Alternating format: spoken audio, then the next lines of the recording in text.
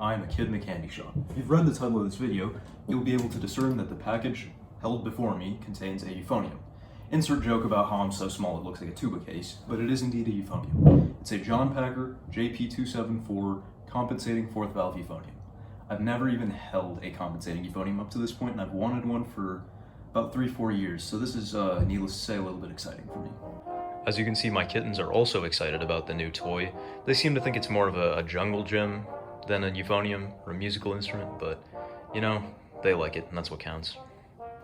Okay, that'll be enough from you, sorry. There's a good kitty.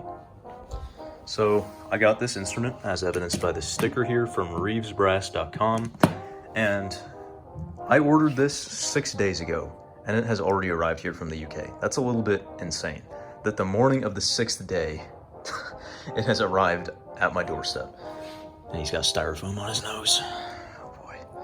But yeah, it arrived safely and securely, and here we are with a brand new compensating 4-valve euphonium. So as my kittens continue to invade my recording space, we are going to pop open these latches. This is a really, really solid case for an inexpensive instrument.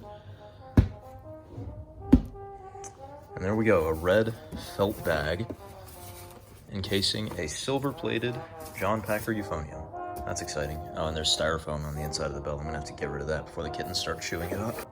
I always feel a little bit embarrassed doing the actual unboxing itself on camera because it takes me so long to get through things like felt bags and styrofoam cones in the bell.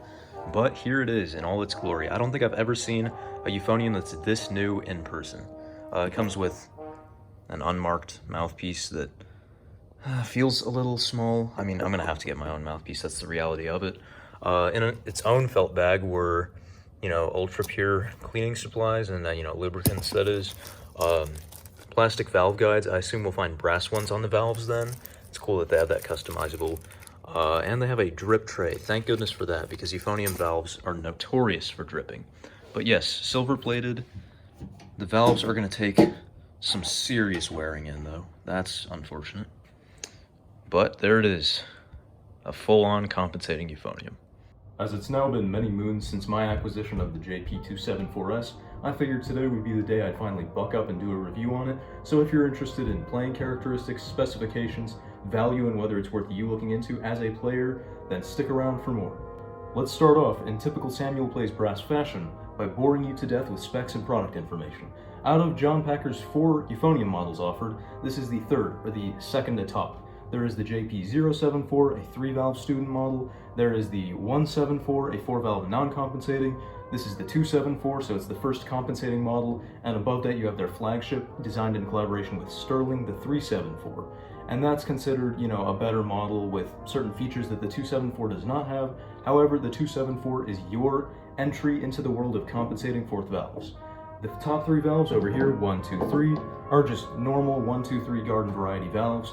The 4th valve down here, actuated by the left hand, typically the pointer finger, is compensating. It adjusts the tuning of certain notes in the lower register using these special slides back there. We'll discuss that more in depth later, but the point is you have more notes on this instrument than you would on a standard 3-valve or an inline 4th valve with a non-compensating system. So now some general specifications of this instrument. It takes a standard large tenor or bass shank mouthpiece. Now there are 2 bore sizes typically associated with euphoniums. I believe the first is measured at the start of the valve section. Correct me if I'm wrong on that. And there's some debate on this model as to whether it's 0.580 inches or 0.590. So a 580 or a 590 as they're typically known. Both of those are fairly normal. 580 is definitely on the small side of things, but this is an intermediate quality horn. It's not the biggest, beefiest professional horn around. The second bore size is measured at the 4th valve approximately, and it comes out to about 0.661. So those are standard numbers again. There's a lot of expansion of tubing between the first 3 valves and the 4th. So those numbers are nothing to sneeze at. The bell diameter on this horn is 12 inches, which is fairly large for an intermediate model. There's a lot of intermediate 11-inch bells out there, but I think the 12-inch helps with some, you know, projection and warmth and breadth in your sound. Those are qualities you generally seek in a euphonium, so it's good to have a slightly larger bell, in my opinion. There are 3 water keys on this horn, one on the first slide, one on the third slide, one on the main slide. And although there is no water key on the second valve slide, you're going to be wanting to remove it regularly because a lot of condensation accumulates inside it.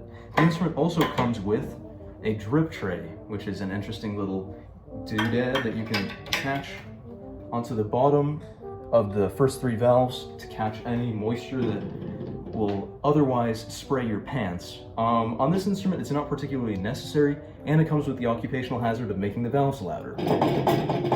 Yeah, that's a little bit too clanky for my liking, so I have shed the drip tray and just dealt with the occasional drop. Next, I want to address the instrument's mechanical functions, the valves and slides. This is maybe one of the weaker points of the instrument. All the valves work okay.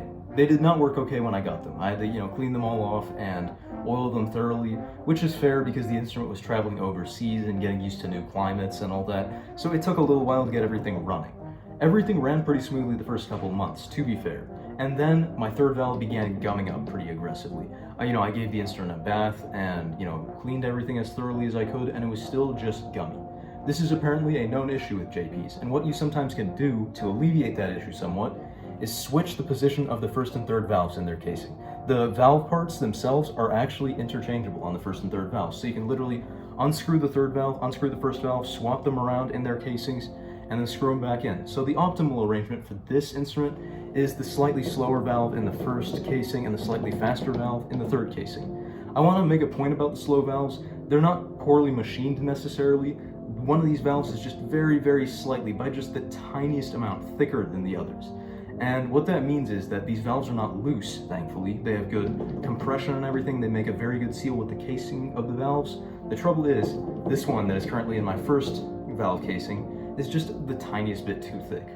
So a machinist can, hone those valves down and get them to the desired thickness if you need that particularly. Right now it's not too bad. I'm just dealing with putting in a little bit of extra effort for the pinky finger. The slides are all, pretty tight as well, but not necessarily scratchy. They're actually quite smooth, so that's always nice. I like to have decently tight slides on an instrument where I'm not constantly moving them. On the trumpet, with your third valve slide and first valve slide, you have to kick out frequently.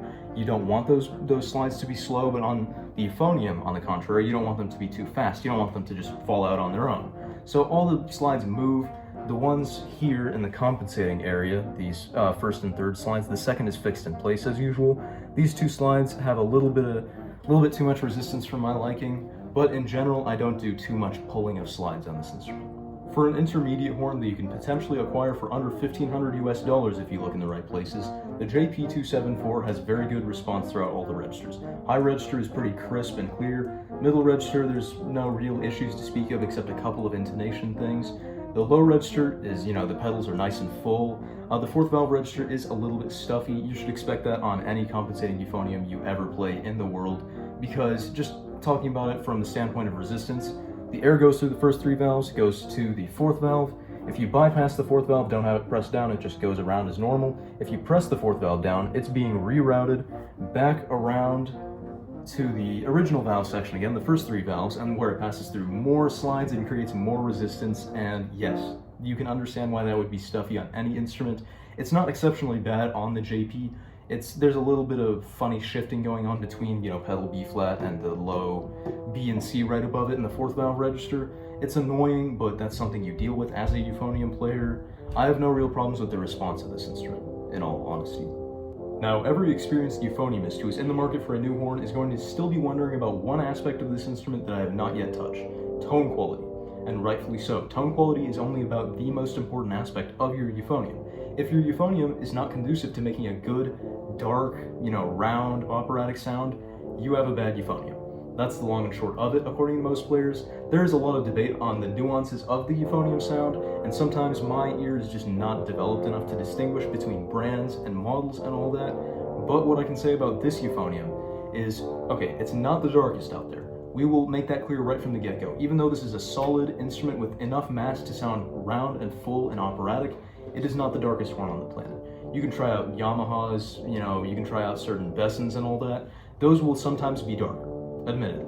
Now, if you supply this instrument with the right kind of air, it will be very round and full and present, and there will be a good amount of spread in the sound from the 12-inch bell. And honestly, the instrument can sing a lot better than a lot of people will give it credit for who haven't tried it. So with all that done and dusted, there's basically one question left to unpack. The $1 million question of, is this instrument, the John Packer JP-274S, worth it? And the best I can really do here for you is provide my own input. I am a euphonium doubler, I'm never going to play professionally, but for me, I wanted something with good sound, good quality, and, you know, access to all the notes down there, which is why I have a compensating euphonium in my hands, and I can confidently say this was a worthy investment for me. I could not have found anything with better value, honestly.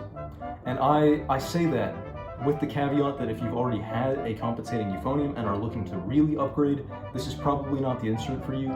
If this is the first compensating instrument you're looking at, yeah, this is the first place you should be looking, because what can you get for a similar price point? I personally acquired mine from Reeves Brass, not sponsored, just wanted to give a plug, because what did they do? They marked down the price of this instrument to $1,000 US. You are not going to find better value anywhere for a compensating euphonium. The competition is Mac Brass, Schiller, Wessex, and Jean Baptiste and other similar brands, and here is the deal with those. This is a very sturdy instrument, built, modeled after a Sterling euphonium by John Packer, built by a Chinese factory, but quality tested and built to really, really tight tolerances and high standards.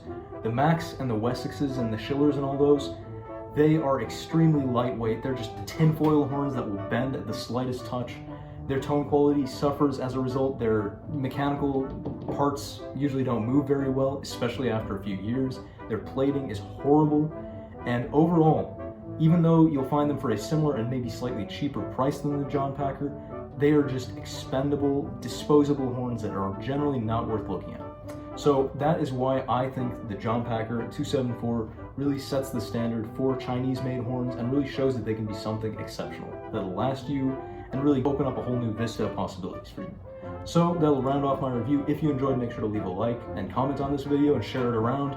If you want to hear more sound samples of this euphonium, you can check out my euphonium playing playlist that I will link somewhere up there, I don't know. It'll be there for you to click on, make sure to check that out, and until then, I'll see you on the flip side. Thanks for watching.